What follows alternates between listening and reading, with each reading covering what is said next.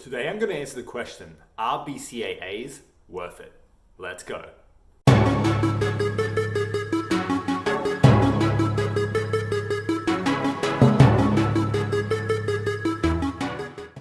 Hi, I'm Aleksa, climb dietitian, sports dietitian, and nutrition coach. Welcome back to one of my videos. Thank you again for always clicking and watching. Now, before we get into today's video, first I want you to subscribe, ring the bell. Awesome. There is no denying that supplements are popular. Many use them to help them get better results or to elevate their performance. And very few supplements are as popular as the BCAAs. It honestly at this point feels like 9 out of 10 people are taking a scoop of that BCAAs into their daily shake, their green smoothie or whatever. But are they effective? Is there even a point to them? Are they even safe? Quite simply, are BCAAs worth it?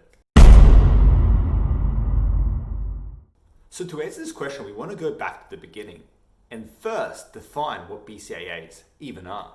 So let's break it down. BCAA stands for branched chain amino acids. Essentially, it's a protein supplement, as we know that protein is made out of amino acids. There are 20 amino acids, 9 of which that are essential to us, meaning we have to consume them, we can't produce them in the body.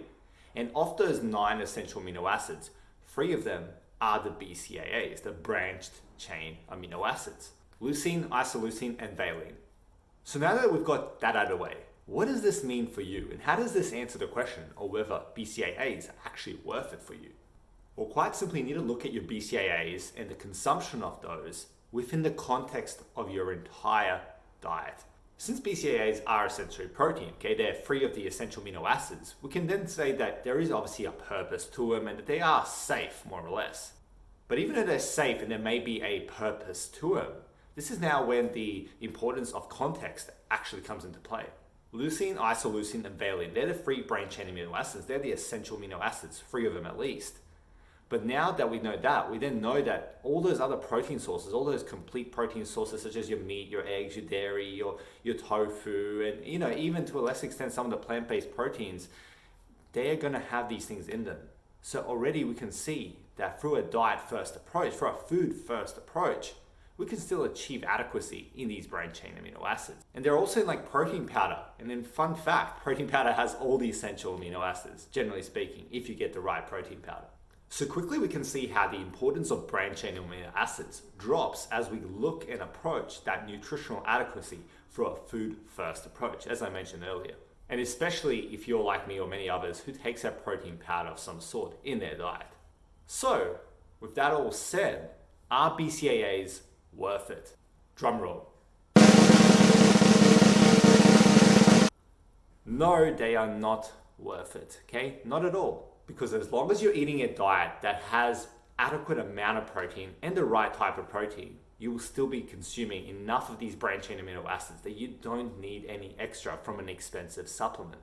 In these situations, BCAAs will be like adding more fuel to a car tank that's already full, okay? It's just not going to serve any purpose. It's not going to give you any extra benefit above what you already achieved, which is topping up. And look, it's not going to hurt you taking BCAAs. It's really not going to hurt you. It's a safe supplement. A lot of people take it. There's no problems there if you actually prefer to take it. But it's not going to help you necessarily either. And that's the thing that you have to remember with supplements is, do you really want to be taking it and spending all that money on a supplement that's not actually going to give you an extra edge? That is the question you want to ask yourself. Now, this is all provided you already have a good nutrition plan in place and that you're consuming complete proteins from your diet already. But even if you don't have that, you're better off still focusing on food first, focusing on your actual nutrition before you even focus on what supplement can fill the gap, so to speak, especially a supplement such as a BCAA, which is just free of the essential amino acids. However, with all that said, I will actually give it some credit where credit is due, that there is some evidence to support that BCAAs can be helpful for reducing DOMS, or delayed onset muscle soreness, when you're just feeling sore after a gym. There is some evidence to support that. But there's still not enough pros, and that's not enough of a benefit for me personally to recommend it for people, generally speaking. Okay, be like, oh yeah, spend all that money on BCAAs just so you can reduce some of the DOMS. Like, food first, a complete healthy diet, calibrated nutrition plan, all that stuff is first and foremost what needs to be worked on and established before you even worry about supplements. And even when it comes to supplements, BCAAs are definitely not one of the ones that I recommend for you or for my clients. Save up and buy some good protein powder instead, okay? Save up and buy the most delicious protein powder. The one that costs you a bit more, but the money you save from BCAAs will help you achieve that. And you'll get better bang for your buck using the protein powder. Because remember, protein powder has all the essential amino acids, if you choose the right one, of course. Now I understand some of you may be consuming the BCAAs as a form of a delicious protein, as part of your water that you drink at the gym or whatever. But a word of caution before I leave you today. Sipping of BCAAs throughout the whole day is actually potentially doing your muscle gain and adaptation more harm than good, because you're preventing the ups and downs essentially. You're preventing the ups and downs of muscle breakdown and recovery that are needed to actually help you adapt and help you grow muscle effectively.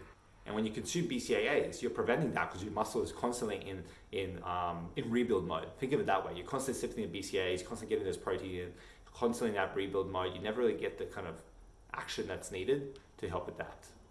Food for thought. So there you go. Now you know the BCAA truth, that it's very likely not worth it for you, and there are other nutrition changes that are better bang for your buck. And I'm curious to know, let me know in the comments below, do you yourself currently take a BCAA? Have you done so in the past? Or have you been thinking about getting one and that this video has changed your perspective? Tell me the situation by commenting below. I'll be interested to hear. Now, before I let you go, I do want to say that you don't have to keep second guessing yourself and struggling through this nutrition journey alone. The confusion around BCAAs and the misinformation is just the tip of the iceberg when it comes to general nutrition misinformation and confusion. If you find yourself stuck and just not sure where to go or how to adapt your nutrition, then perhaps you need the expert guidance and accountability that a sports dietitian can deliver to help you get to the next level. And I can do that for you. I can help guide you and provide that individualized plan. It's going to help you get from point A to point B and really kind of be your Sherpa to climb that mountain of change, as I like to call it. And I'll take out the guesswork for you so you can just focus on getting results. Interested? If so, email below. Okay, there is an email in the show notes below that you can use to actually email me and let me know if you're interested in this nutrition coaching program.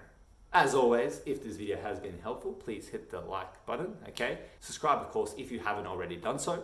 Stay classy. I'll talk to you next time. Have a good one.